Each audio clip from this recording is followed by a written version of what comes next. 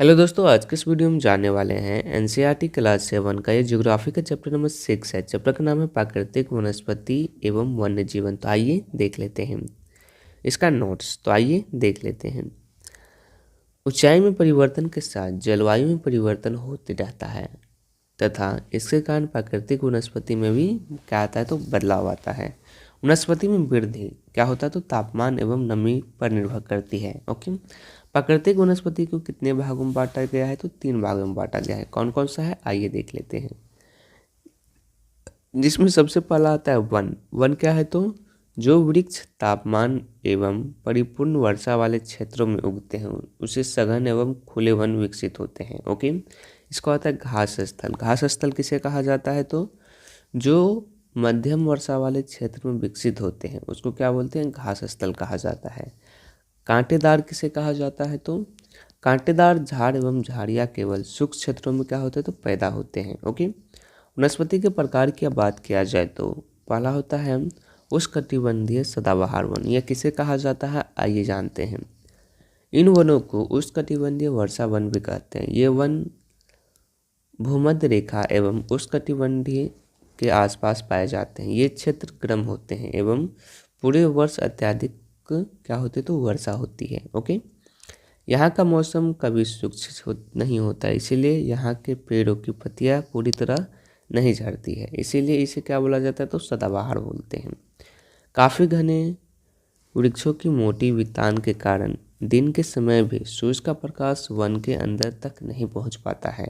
आमतौर पर जहाँ दृढ़ वृक्ष जैसे कि रोजवुड हो गया, आबनूस हो गया, महगाई आदि पाए जाते हैं।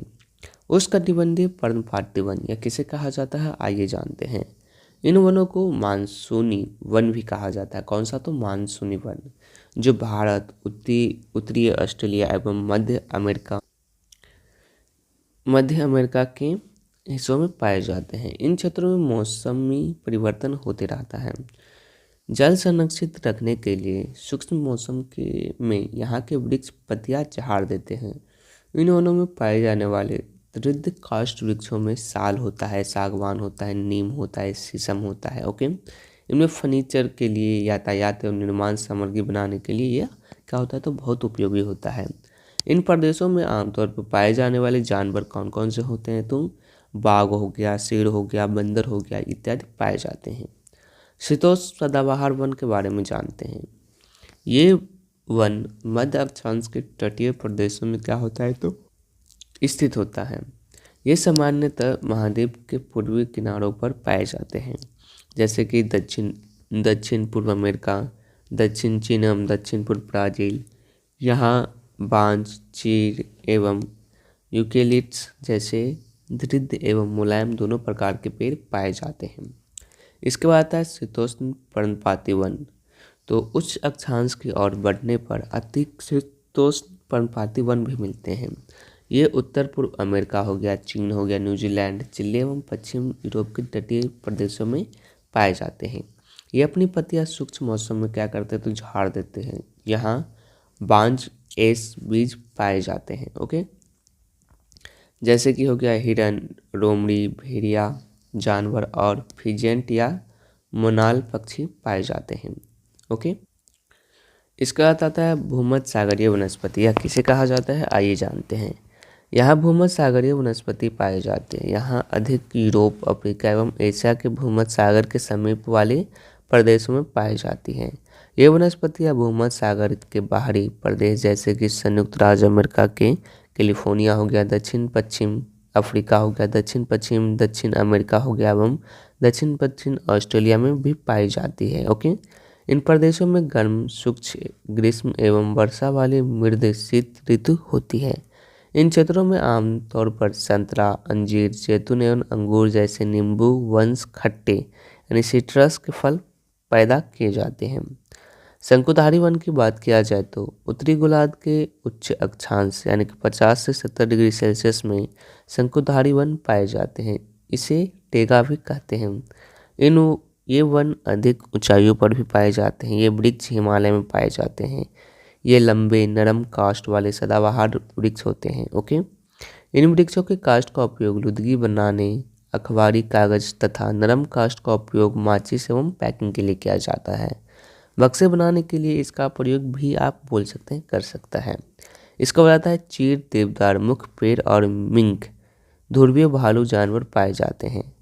उष्णकटिबंधीय घास स्थल की बात किया जाए तो ये वन भूमध्य रेखा के किसी भी तरफ उग जाते हैं और भूमध्य रेखा के दोनों ओर से उष्णकटिबंधीय क्षेत्र तक फैले होते हैं। यह वनस्पति निम्न से मध्य वर्षा वाले क्षेत्र में पैदा होती है। इसके बाद आते हैं यह घास काफ़ी ऊंची, लगभग 3 से 4 मीटर की ऊंचाई तक होती है। यहाँ हाथी, जीब्रा, जिराफ, हिरन, तेंदुआ आदि जानवर पाए जाते हैं। पूर्वी अफ्रीका में स्वाना, ब्राज़ील में कंपोज, वेनेजुएला में लानोस। ओके, शीतोष्ण घास स्थल किसे कहा जाता है आइए जानते हैं। ये मध्य अक्षांशीय क्षेत्र और महाद्वीपों के भीतरी भागों में पाए जाते हैं।